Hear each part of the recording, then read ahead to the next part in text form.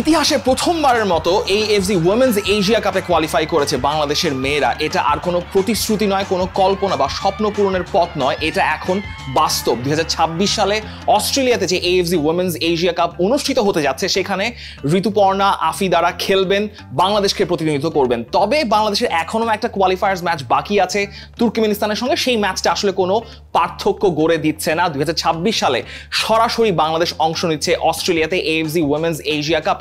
এই AFC Asia কাপে কোন দলগুলো আসলে কোয়ালিফাই করেছে? অস্ট্রেলিয়া হোস্ট নেশন হিসেবে সরাসরি তারা বার্থ পেয়ে গেছে এএফসি ওমেন্স এশিয়া কাপে। গতবার চায়না চ্যাম্পিয়ন হয়েছিল এবং সাউথ কোরিয়া রানার্স আপ এবং জাপান তৃতীয় হওয়ার কারণে এই চারটা দল নিশ্চিত করে ফেলেছিল তারা এএফসি ওমেন্স এশিয়া কাপ খেলছে। এর পরবর্তীতে একমাত্র বাংলাদেশের এশিয়ান কাপে খেলা নিশ্চিত হয়েছে এই চারটা হেভিওয়েট দলের পর।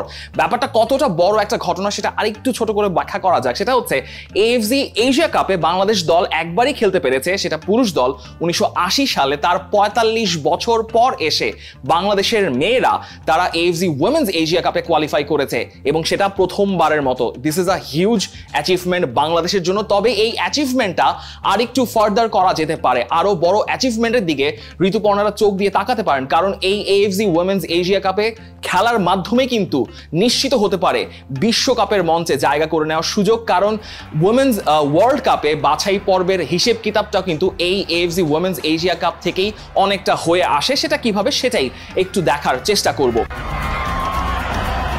AFC women's Asia cup qualifiers এর ম্যাচ এখনো বাকি আছে। 5টা দল নিশ্চিত হয়ে গেছে, বাকি 7টা দল নিশ্চিত হওয়া বাকি আছে। মোট 12টা দলের টুর্নামেন্ট হবে এএফসি ওমেন্স এশিয়া কাপ অস্ট্রেলিয়াতে। সেটার ড্রটা অনুষ্ঠিত হবে 29 জুলাই। সেই ড্রতে বাংলাদেশের পট নির্ধারণের একটা ব্যাপার রয়েছে। মূলত 4টা পটে 3টা করে দল রাখা হবে এবং প্রথম পটে অস্ট্রেলিয়া থাকবে, সেটাই স্বাভাবিক।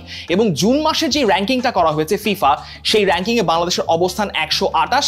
সেই 128 র্যাঙ্কিংয়ের কারণে বাংলাদেশ সম্ভবত পট 4-এই অবস্থান করবে সেই ড্রতে।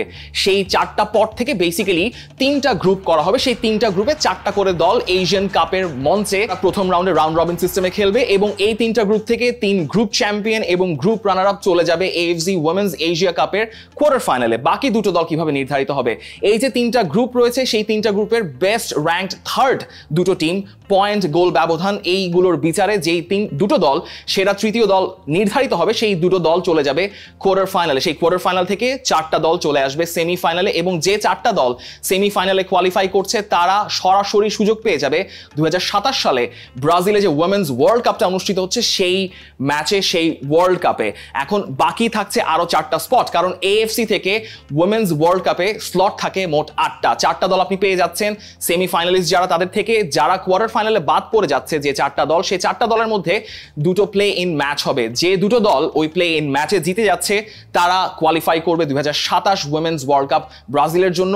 আবার যারা হেরে যাচ্ছে ওই প্লে ইন ম্যাচে, তাদেরও সুযোগ থাকছে inter confederation play of match খেলে, অর্থাৎ আন্তঃমহাদেশীয় প্লে অফ ম্যাচ খেলে বিশ্বকাপের মঞ্চের টিকিটটা নিশ্চিত করার জন্য।